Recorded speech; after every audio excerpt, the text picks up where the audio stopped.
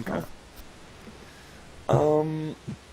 So yeah, that's what happens. It's One pronounced duo. tableau. Sorry, Tableau. sorry, It's French, guys. dude. Yeah, Whatever. You're doing it the American way. yeah.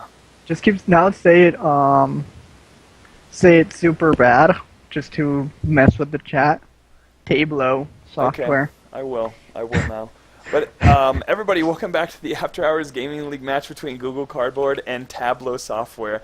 We have Google Cardboard up 2 right now. It's game point for them, so we'll have to see if Tableau Software will be able to bring it back with Lever, Leverer, Leverer.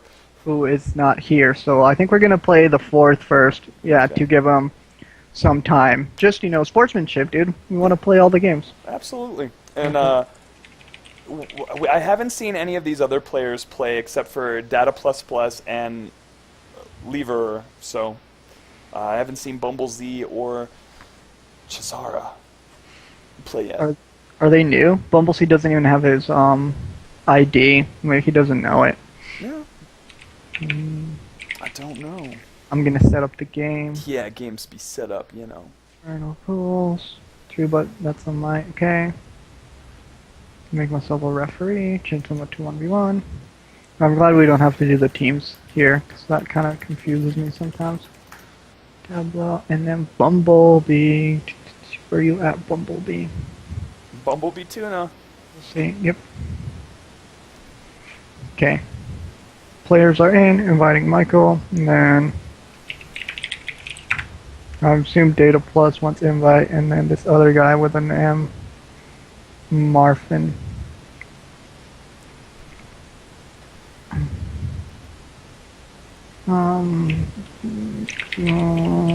Teal, please. Maybe next time you should ask them what color they want for the graphic. So like when you first send the email, how easy is it to change the color? Super easy. Oh, I guess next time if you want, send them an email and ask them what color they want for their thing. So to give you 2 colors, their top pick and the second top pick, and then, if their top picks for each team doesn't or isn't the same, just give them that. No, that sounds good.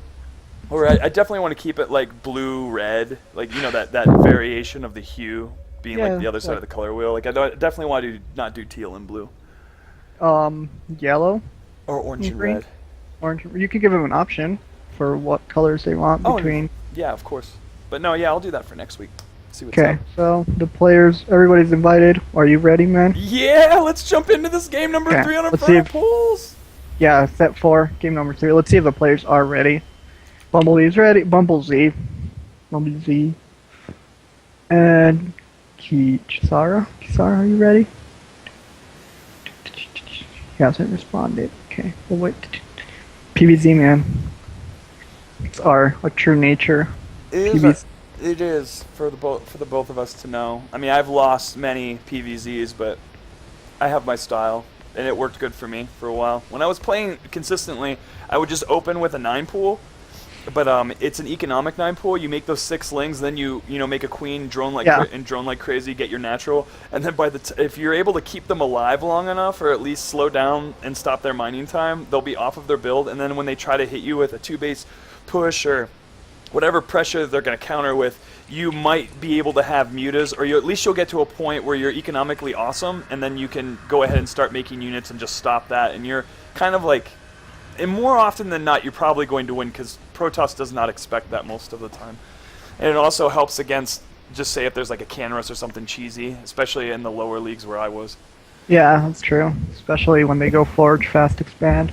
Some people think the cannon rush is part of the build, so I gotta forge first, then cannon rush him, and then take his nexus, so they don't realize when the good time to cannon rush. So here we are on Infernal Pools and spawning in that bottom right position. We have the purple Zerg player. He represents Tableau Software, or he or she represents Tableau Software, and it's Chisara. And spawning on the top right-hand corner of Inferno Pools in the teal trunks representing Google Cardboard on game point, 8 is going to be Bumblebee. I really wish we had stats in this because I'd really want to talk about what I would want to talk about is talk about their match history and in general the likelihood of who could win this match because I mean it's all on purple right now. They have Tableau has to win this in order to get to the next and then get to the ace match. Does the site not have stats? But I bet does it have like a team page with match history? It doesn't. I don't think it does. I think it goes to it may go to there are like display pages with the games that were played and there's a link to VODs if there are any. But I don't know if necessarily it's something that you can scrub because they don't have the numbers there. I don't know. You'd have to. We'll have to look at it. I'll have to look at it. I'll have to look at it. There we go. Bumblebee going for the forge. Scouting on the left side. I don't think that... Can you spawn on all 4 on this map? I think so, right? It's all spawn. Yeah, it's all spawn. Okay, so he goes for the left spawn. Kisara? I think Kisara, dude. Yeah? Whatever. Kisara is scouting with his Overlord. Gonna get his expansion right now. Being super comfortable here with the 15 hatch, just because it's a huge map. Bumblebee coming in, patrolling with his probe, just to make sure he doesn't have to build a cannon first. He's gonna wait to the scout, dude. And Chisara is went for a 15 hatch and is gone for a 15 gas. So delaying the pull just a bit, feeling rather confident with just getting his economy going and getting that Zergling speed necessarily quicker. I do think this gas will be for Zergling speed. It will be interesting to see if Chisara does pull off those drones after 100 gas. Yeah. Meanwhile, Bumblebee building the cannon and the gateway, not feeling safe anymore because he took so long to scout. He's got to build the cannon just so he doesn't die. Oh man, Bumblebee is down! This guy wants it! He wants it so bad, he's gonna cannon rush this guy. And you know what? It's a good call. He didn't even scout the inside, but his pull is way delayed, not gonna be able to get out some defense rather quickly. Yeah, plus he did it with enough time so that the hatchery will come up as these cannons are halfway done. There we go. So now, see one of these cannons. These will actually go up. And Kisara did something weird with his drones, falling one of them accidentally. Hasn't realized this. Maybe now he does. He's looking at it, so at least he knows it's happening. He's building some lings.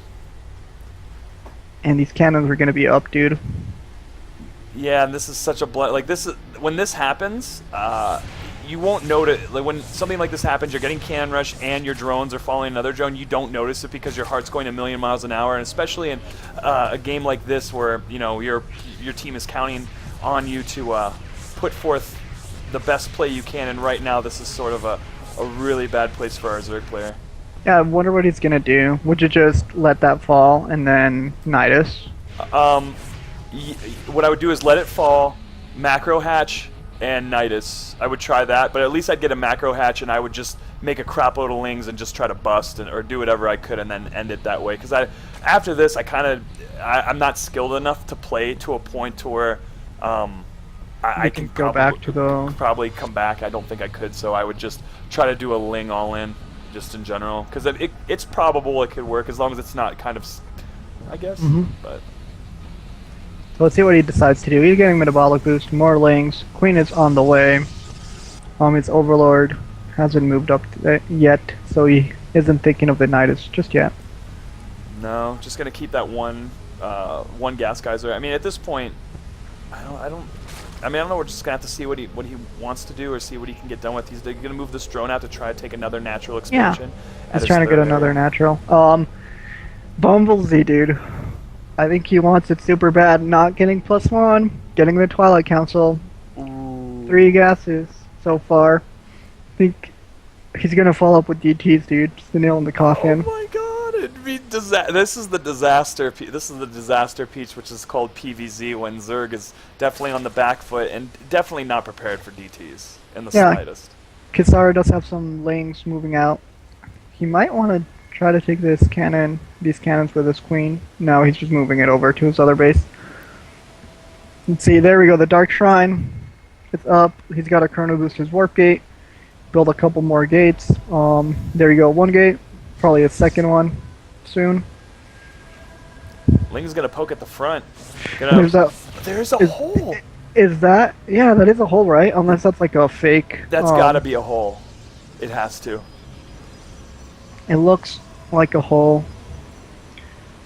Let's see, more Lings coming in. Maybe he realized there's a hole and he's gonna move through. Bumblebee moving out, leaving the Lings a little space to go through. Meanwhile, Probe is getting away. That was pretty cool. So he moves his units just to see if the probe can fall or can come through and see where the probe can go through. Kisara checking around just to see what's up. Warp gate almost done. His second, third, and fourth gate are going to be up, and the Dark Trend's going to be up soon. He's going to build a pylon as well on the left side of the map. So all he has to do is hold here, and he'll be golden in this game. Roach Warren now on the way for Kisara.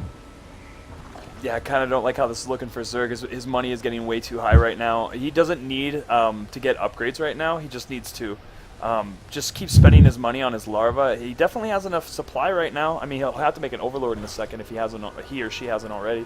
So, yeah. Not sure why Bumblebee built that pylon while he's building these pylons on the left. Since he has the pylon with the cannons, he could just warp the DTs in there. If he's gonna do that, he could do it now. Getting +1, so it's gonna be super safe in case anything bad happens.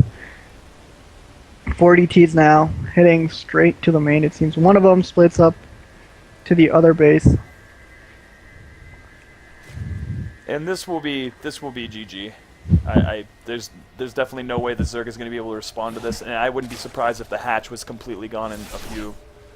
I mean, if he just went on the hatch right now, it'd be over.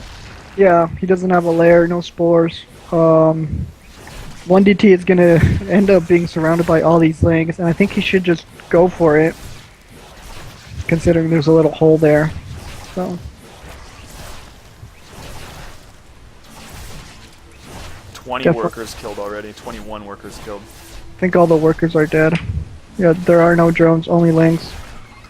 So definitely has enough bank though at the moment to remake quite a bit, but I don't think it's going to work. It's just way too far behind. Protoss is already taking his third at the gold! Super confident. He knows he's done enough damage. He's getting +1. No blink just yet. Just sentries to defend in case... Yeah, he knows Kisara's got to come for it, and he's just going to force field. Very well set up here. More Lings on the way. Look at all these Lings. 12 Lings being made. 12. It's still not That enough. isn't a hole. Is it? It looks like a hole. It does. Maybe not. I mean, if the circling seems... Yeah, it is a hole. Sentries just went through it. GG. And we have Google Cardboard taking this best of... Well, it's a best of 3 now. Yeah, best of 5. So they took it. Wow. Team 1. So, yeah, clean sweep by Google Cardboard. Both teams being pretty much even for the season so far. And, yeah, Google Cardboard is one step closer from getting to where they need to be. And that's with big W's surrounding them. Yeah, definitely. So, just to recap on that game just a little bit. Against Protoss, even though Protoss didn't scout him immediately, still had the opportunity after setting up his wall to put down that pylon and those 2 cannons. With a Zerg player, with your second Overlord, you're going to want to put that right over your natural expansion area, especially if you're planning to do a 15 hatch, because you have to be able to see if that's happening so you can cancel, so you're not far behind. You figure out where you're going to go from there. And when you see that, and if you haven't scouted or your Overlord is there already, you're going to know it's a Forge Fast expand. But if you are caught in this particular instance with your pants down and all of a sudden your natural is dead, you need to inflict a lot of damage at the front of that wall, because your player is invested into economy and a future of economy. So if you're able to then put down a macro hatch, massling it in a way that may work, that's fine. But if you're a great player, a really good player, you might be able to come back into it. But I definitely suggest when Zergs in the future, if that happens, just make a bunch of units, try to get a Nidus, and just try to get back on even footing, if not win it. Yeah. Are we going to have more games for lulz? I don't know if Leverer is here. Oh, Let me see. Data plus. 3 affects your record. Anyway, I'll make it 3-1 or 3-0. Yeah, replacement is. Do you want to play against here for fun? Lever never signed up. So we might play Bikuri Tofu. Yeah. Okay. Data Plus wants to play.